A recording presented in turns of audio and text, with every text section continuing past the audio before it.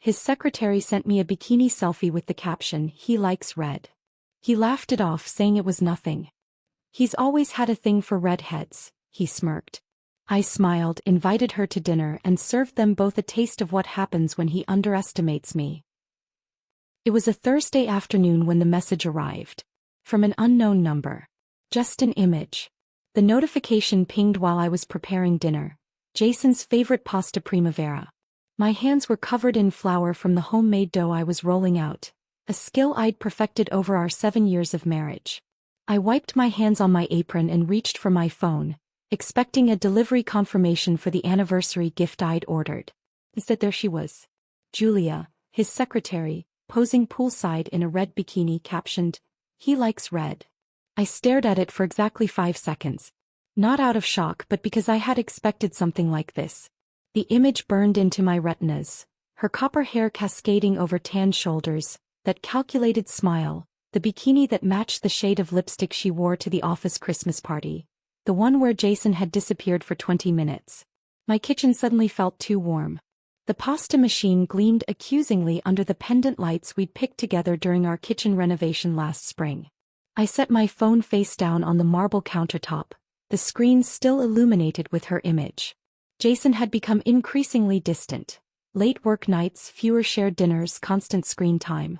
The signs had been accumulating like dust in forgotten corners.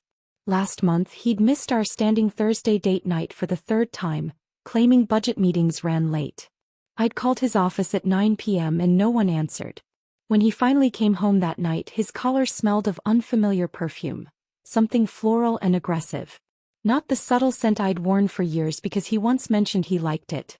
I finished the pasta anyway, mechanically forming perfect ribbons. I heard his key in the door at 6:30, surprisingly punctual. His footsteps hesitated in the hallway, followed by the rustle of his suit jacket being hung in the closet. I slid my phone into my pocket just as he entered. "Something smells amazing," he said, loosening his tie, the blue one I'd given him for his promotion. He kissed my cheek, a perfunctory gesture that barely grazed my skin. We ate dinner with the evening news humming in the background. I waited until he'd finished his second glass of wine before sliding my phone across the table, the image still displayed. "This came today," I said, my voice steadier than I expected. "From an unknown number."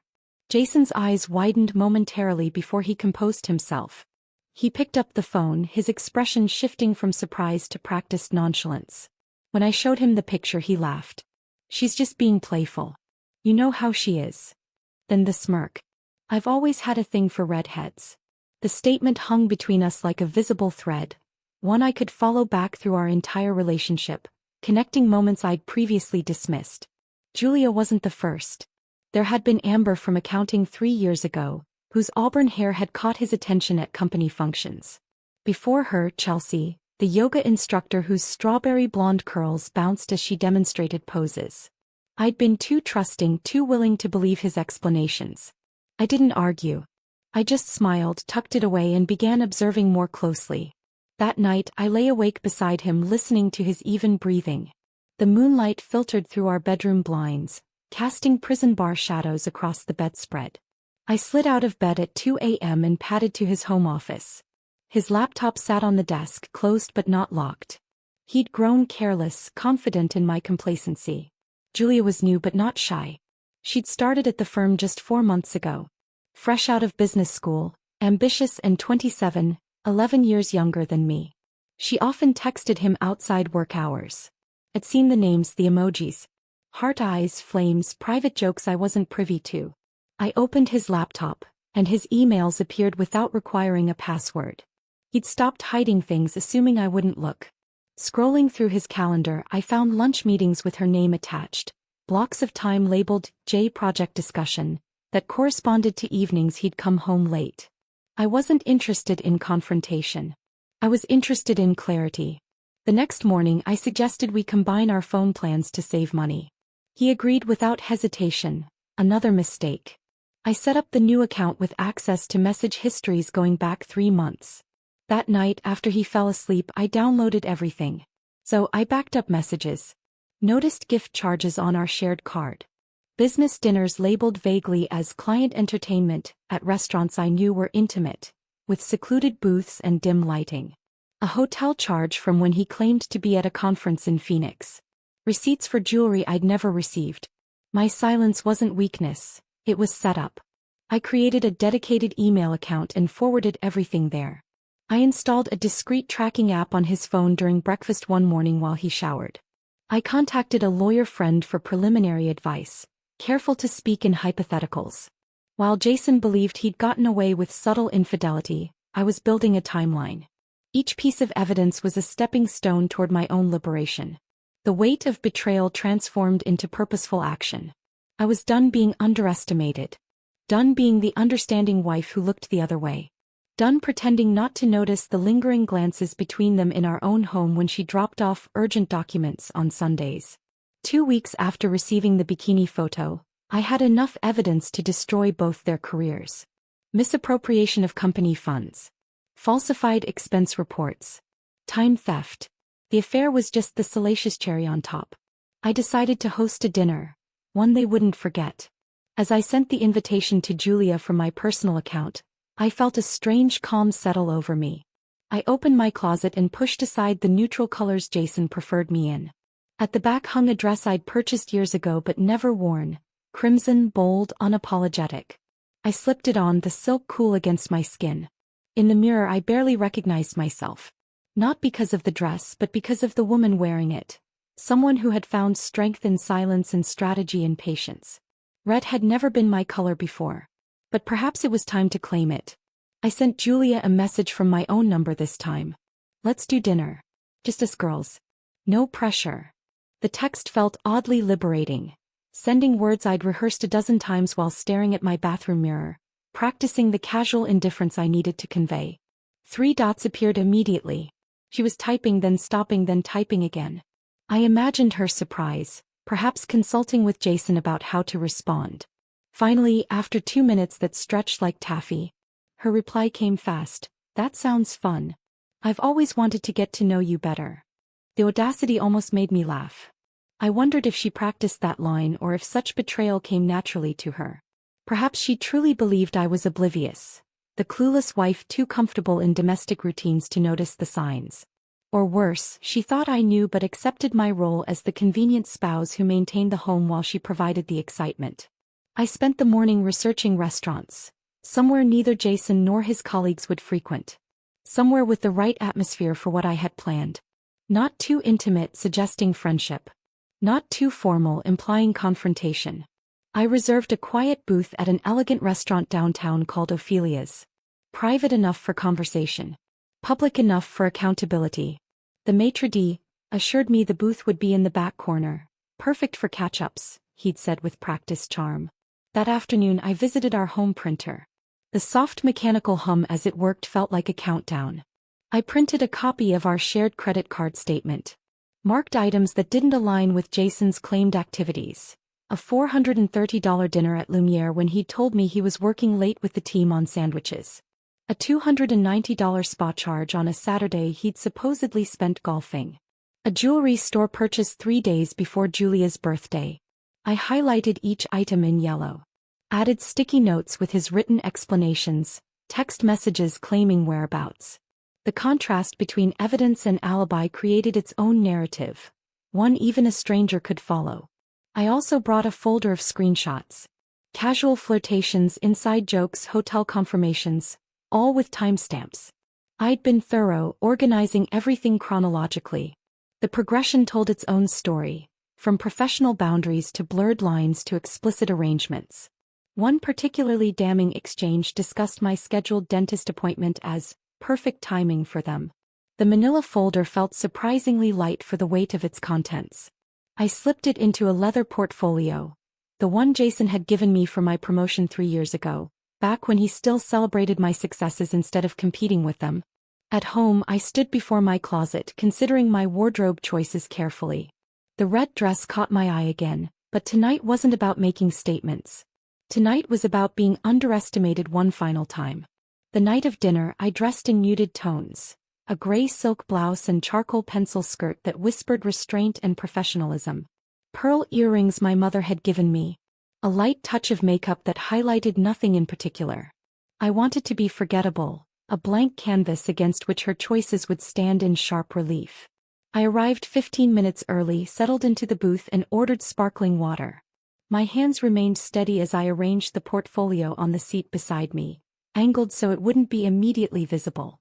The restaurant hummed with Thursday evening energy. Business dinners, friends catching up, couples on dates. Normal people with normal lives, unaware of the small demolition about to take place in the corner booth. At exactly 7:30 she appeared at the entrance. The maitre d' pointed her in my direction and I watched her approach. She arrived in red, a fitted dress with a neckline that dipped just low enough to be noticed but not commented on. The exact shade of the bikini from the photo, which couldn't be coincidence. Her copper hair fell in waves around her shoulders, catching the dim lighting of the restaurant. Julia hugged me like an old friend, her perfume leaving a cloud between us. "This is so nice of you," she said, her voice honey-warm and practiced. "I was so excited when I got your message." She slid into the booth across from me, arranging herself with the confidence of someone accustomed to being watched. Her smile never quite reached her eyes, which darted around as if searching for hidden motives or possibly Jason himself. The server approached and I ordered wine without consulting the list. "The Cabernet Sauvignon," I said. "2 glasses."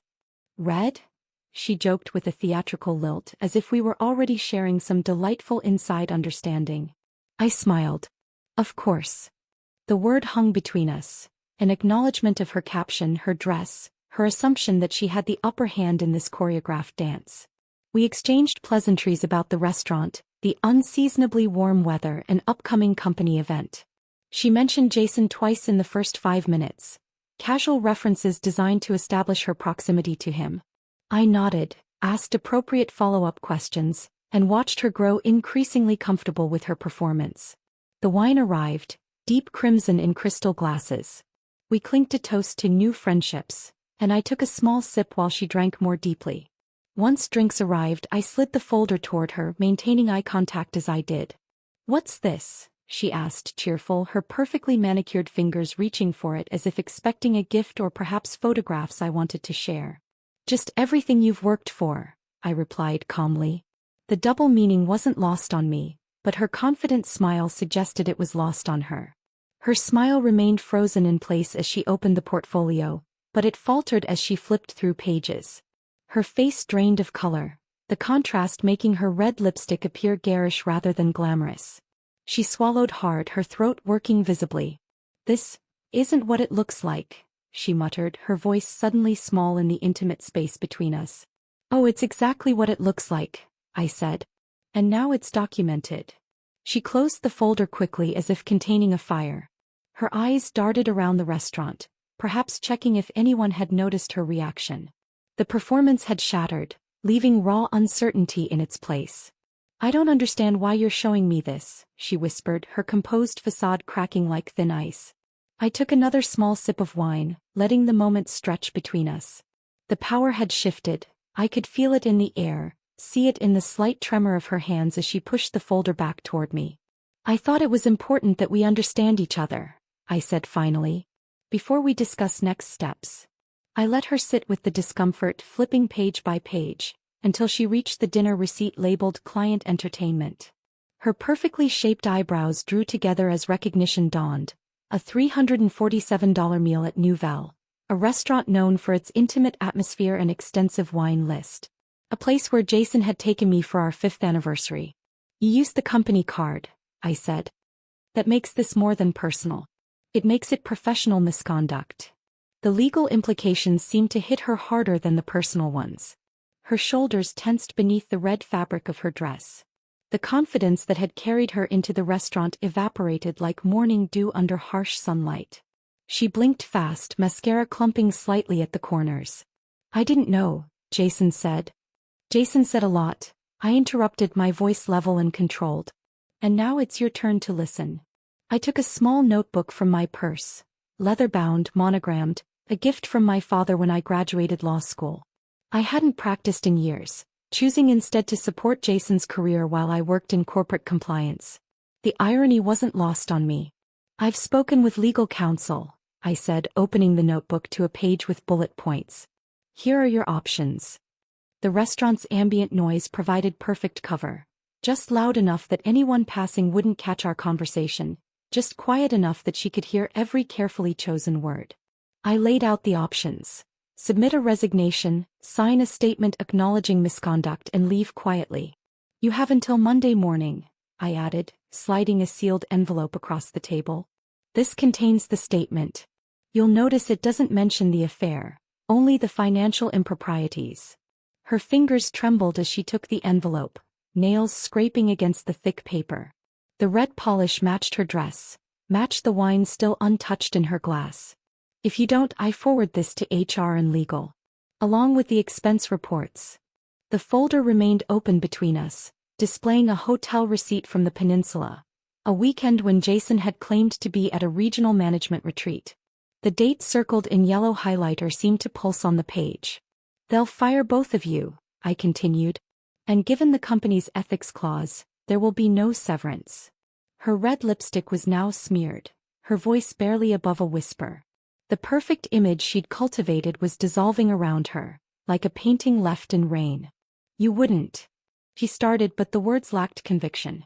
Her eyes darted to the evidence before her, then back to my face, searching for any sign of bluff or hesitation. I would. And I will. Unless you choose the easier exit. She took a shaky breath. I could tell Jason. Warn him. I smiled slightly. You could.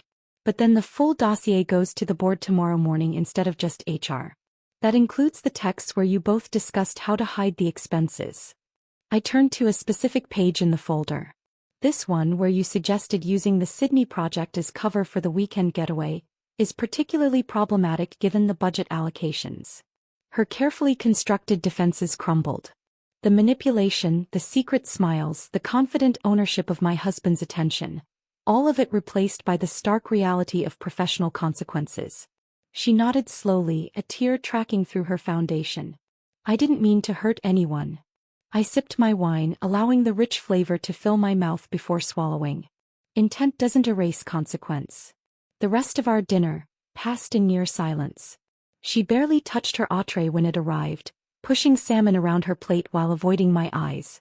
I ate methodically, tasting nothing but the satisfaction of control reclaimed.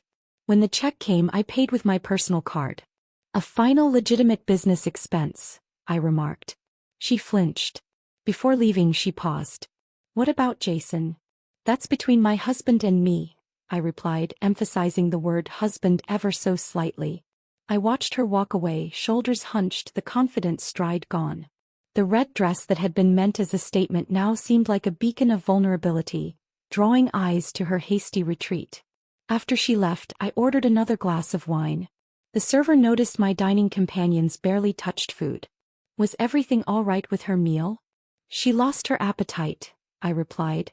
Life surprises us sometimes. I sat alone in the booth, feeling neither triumph nor despair, only the quiet certainty of necessary action. On my phone, I composed a message to Jason. Hope you're hungry. We'll talk at dinner. The drive home felt longer than usual, streetlights casting intermittent shadows across the dashboard. I caught glimpses of my reflection in the rearview mirror, a woman I was just beginning to recognize again. At home, I changed into comfortable clothes and began preparing a meal. I cooked his favorite, pasta carbonara, the dish I'd made the night we got engaged.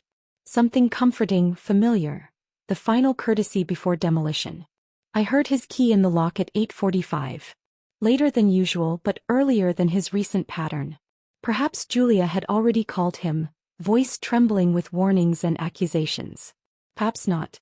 He entered the kitchen cautiously, senses alert like prey detecting a predator's presence. Something smells amazing, he offered, the words hollow echoes of our normal routine. Just finished, I replied, sliding a plate toward him. Would you open wine? The Burlo would pair well. He moved to the wine cabinet, selecting the bottle I'd suggested, a gift from his boss last Christmas. As he poured wine into crystal glasses, wedding gifts from his parents, I reached for my own portfolio. Identical to the one I'd shown Julia, but with additional documents. As he poured wine, I handed him his copy of the folder. The weight of it surprised him. He nearly spilled the deep red liquid onto our counter. He froze, recognition immediate. Where did you get this? From our home, I said. Where you left everything. His face performed a complex dance of emotions. Surprise, fear, calculation, and finally, a practiced contrition I'd seen before. When he'd missed anniversaries, forgotten commitments, prioritized everything above our marriage. Let's sit, I suggested, gesturing toward the dining table I'd set with our everyday dishes. Your food will get cold. Jason tried to recover. His fork hovered above the untouched pasta as he shifted strategies. I'd seen this expression before. When negotiating with clients, when convincing his boss to increase his department's budget. The practiced sincerity that had won him awards and promotions. It didn't mean anything. You know I love you. The words fell between us like stones into still water. 7 years of marriage reduced to the most predictable line in the script of infidelity. I wondered how many women before me had heard those exact words, arranged in that exact order, delivered with that exact earnest gaze. I said nothing, just handed him Julia's signed resignation and written statement. She'd texted me earlier, a photograph of the signed documents. Her handwriting had been shaky but legible, the confession of a woman who understood she'd gambled and lost. He scanned the pages, disbelief washing over his features. This is from today? You've already spoken to her. We had dinner at Ophelia's. She wore red. His eyes narrowed, darting from the documents to my face. The calculation behind them was almost audible. Assessing damage, searching for leverage, weighing options. You set us up, he accused, voice rising with indignation that sounded almost genuine. No. I invited her to dinner. I took a bite of pasta, chewing slowly. The carbonara was perfect. Creamy, rich, comforting. I wanted to remember this meal, this moment of reclaimed power. She made her choices. So did you. His anger deflated, replaced by something more pragmatic. He'd always been practical even in crisis. It was what made him successful in business, and apparently in conducting an affair under his wife's nose. He realized what had happened. The pieces assembled in his mind, revealing the chess game I'd been playing while he thought we were still at checkers. So what now? The question hung between us. This was the moment I'd rehearsed in my mind for weeks. Not with anger or tears or accusations, but with clarity and precision. You'll sleep in the guest room. And we'll begin separating accounts. The finality in my voice surprised even me. Something tensed in his jaw, a flicker of the man I'd once believed him to be, fighting to preserve what he suddenly realized was valuable only now that it was slipping away. Is this it? He asked. His voice had softened, vulnerability seeping through the cracks of his composure. I considered the question. Was it? 7 years of building a life together. Vacations in coastal towns, Sunday mornings with coffee and crosswords, plans for children we'd never quite gotten around to having. The countless small moments that had threaded together to form our shared existence. This is the shift, I answered. The end is up to you. He didn't touch his food again that night. I heard him in the guest bedroom pacing, making phone calls in hushed tones. Probably to his brother, maybe to a lawyer.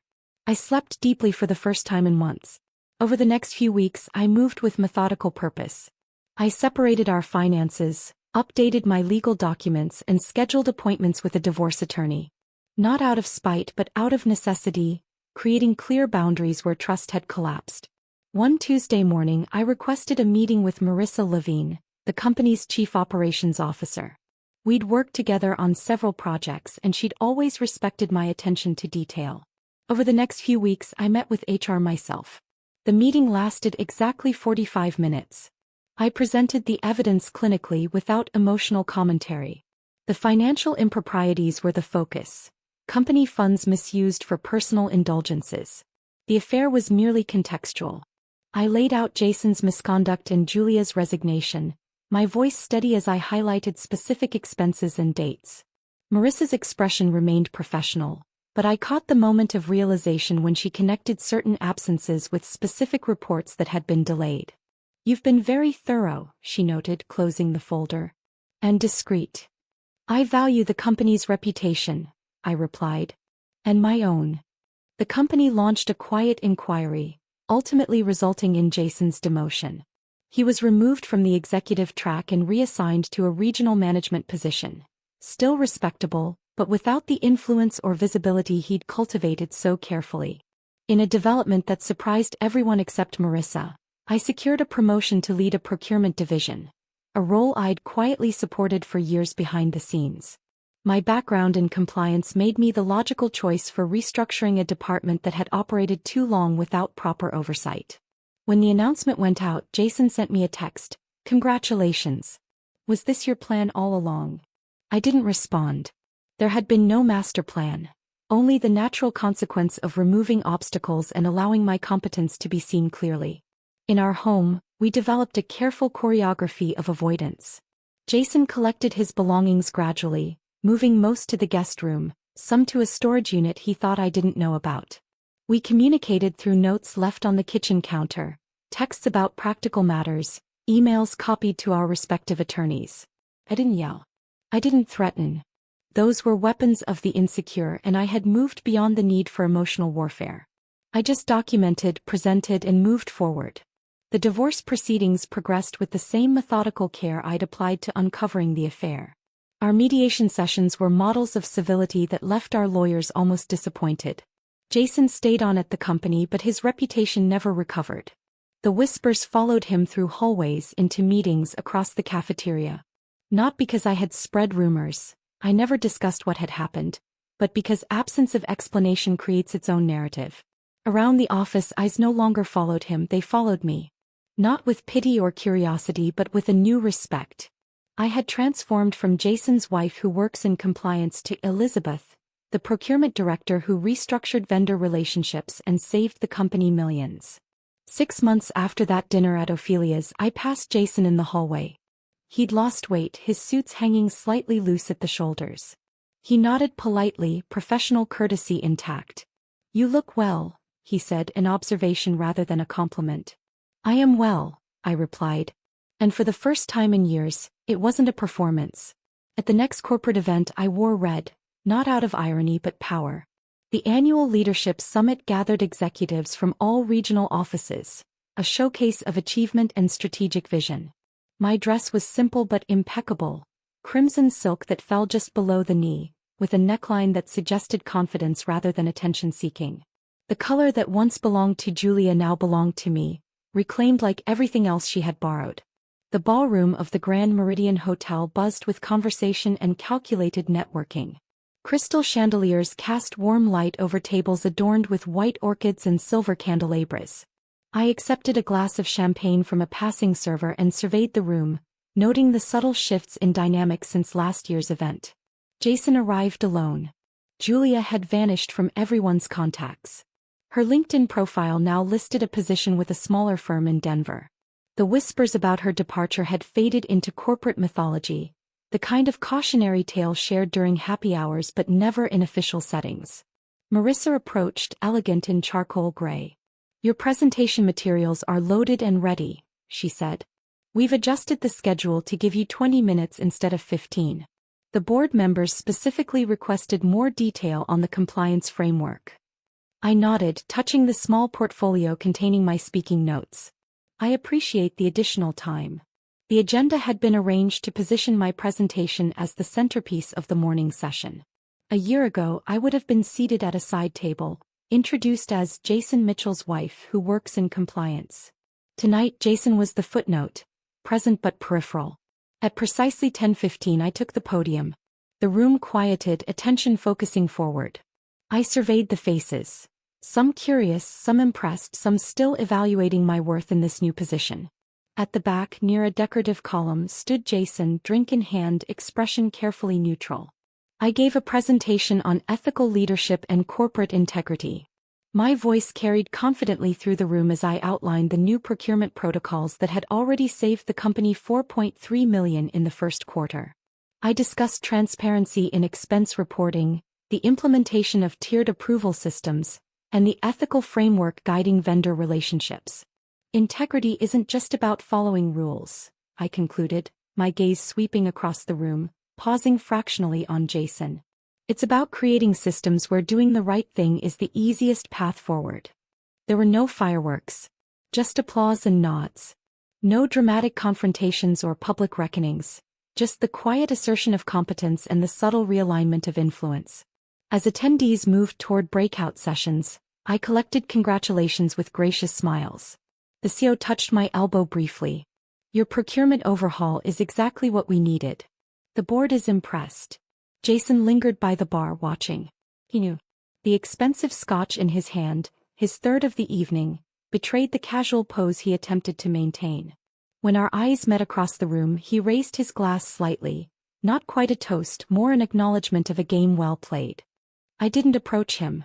We had said all that needed saying through lawyers and mediators. The following Tuesday my lawyer called. The judge signed off this morning, she said. It's official. My lawyer finalized the divorce agreement with a fair settlement, prenup intact. The document arrived via courier that afternoon in a heavy manila envelope. I signed for it during a lunch break, between meetings with the Asian market expansion team and a vendor contract renewal. The end of our marriage was marked by signatures on dotted lines, not tearful goodbyes or bitter arguments.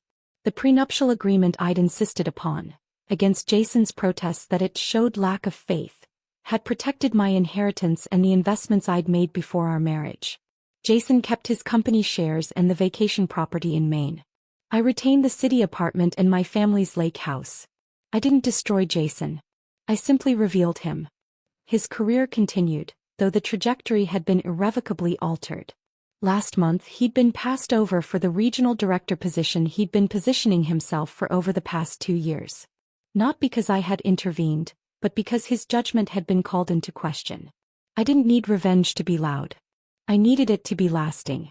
The quiet dignity with which I'd handled everything, from discovery to divorce, had earned me respect that shouting never could. The systems I'd implemented at work would long outlast any satisfaction screaming might have provided. Julia never contacted me again. She changed jobs, reportedly moved cities. According to common connections on professional networks, she had reinvented herself in corporate training, specializing in communication strategy. The irony wasn't lost on me. I didn't chase. I didn't care. Her part in my story had been incidental, a catalyst rather than a central character. Whatever life she built now existed entirely separate from mine, relevant only as a distant echo of a transformation I'd undergone. In my newly reorganized home office, I methodically updated files and documents. I updated my life one file at a time. Finances, passwords, power of attorney.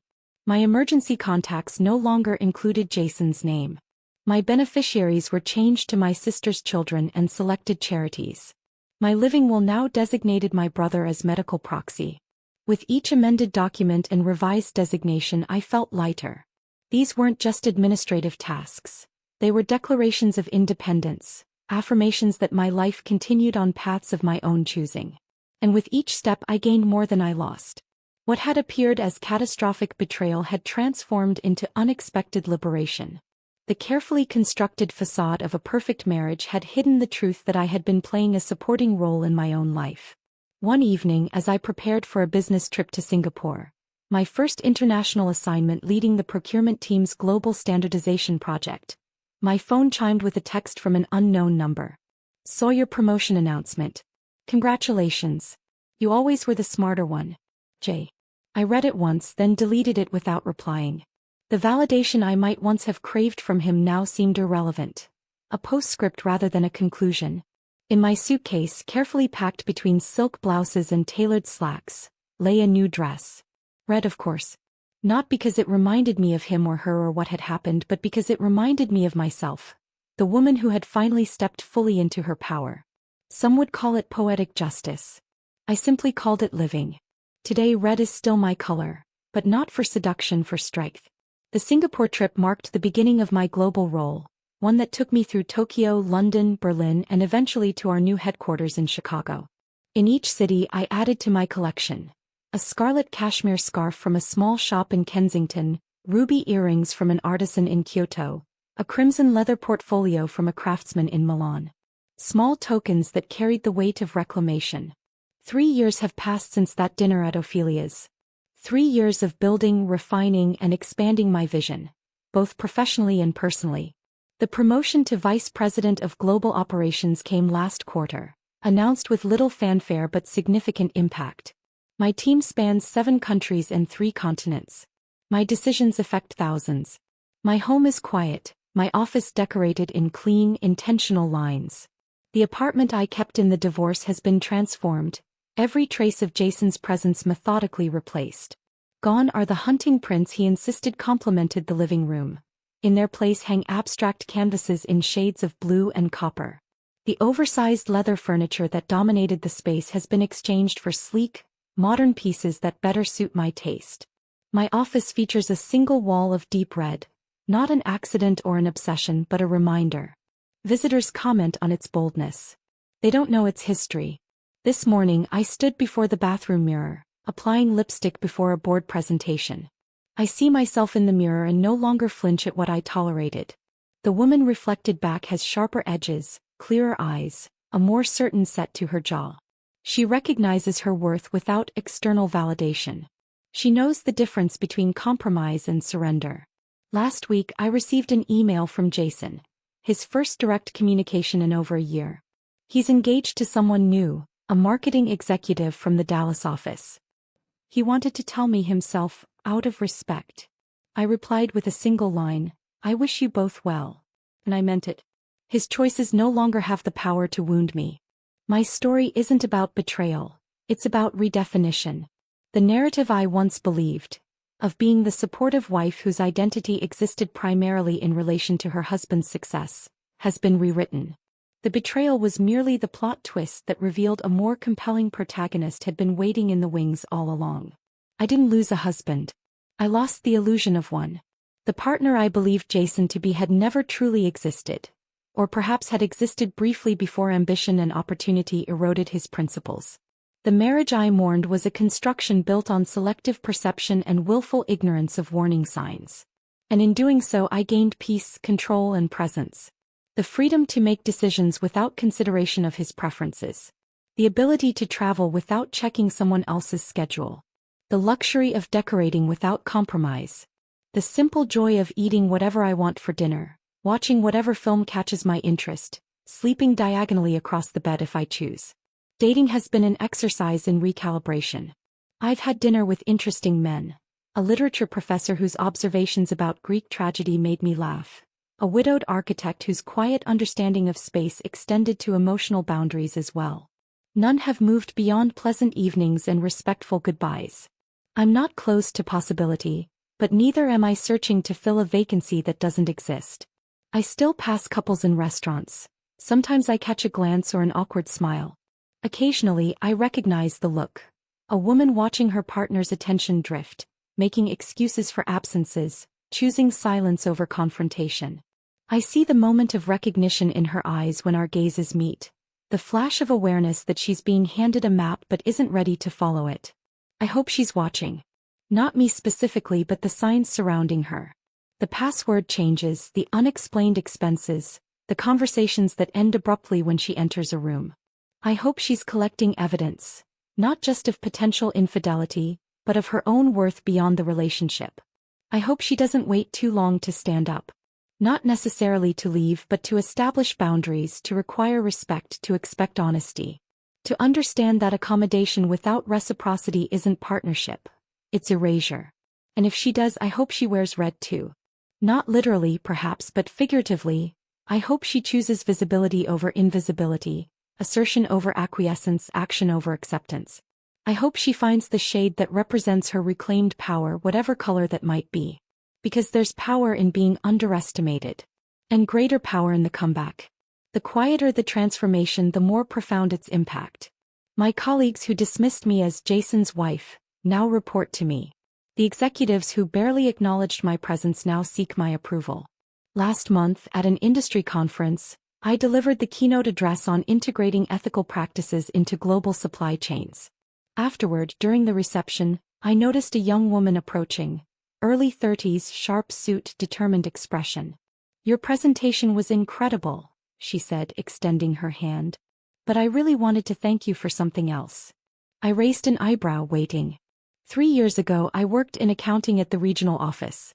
I saw how you handled everything with. She hesitated. With such precision and dignity. It showed me what professionalism truly means. I wasn't just the wife. I was the wake-up call. Not just for Jason and Julia but for those watching from the periphery. the junior staff, the administrative assistants, the colleagues who witnessed how strength can manifest in calm calculation rather than emotional outbursts. And when they laughed, I simply waited. When Jason joked about Julia's playful message, when Julia hugged me with false friendship, when they believed their clever duplicity would continue unchecked, I didn't rush to reaction. I didn't give them the satisfaction of my distress. I observed, documented, and planned. Until it was my turn to serve the main course. The meal that changed everything. A carefully prepared dish of consequences, presented with elegant restraint. Now, as I prepare for another day of leading rather than following, I catch a final glimpse of myself in the hallway mirror. The red blazer I've chosen for today's board meeting isn't a statement or a reminder. It's simply a color that suits me. One among many I might have selected. Red was never her color anyway. It was always mine. I just needed the right moment to claim it. If this story of sweet revenge had you on the edge of your seat, smash that like button right now. My favorite part was when she confronted Julia at the restaurant with that folder of evidence and watched the color drain from her face. What was your favorite moment? Drop it in the comments below. Don't miss more thrilling stories like this. Subscribe and hit that notification bell so you never miss an upload.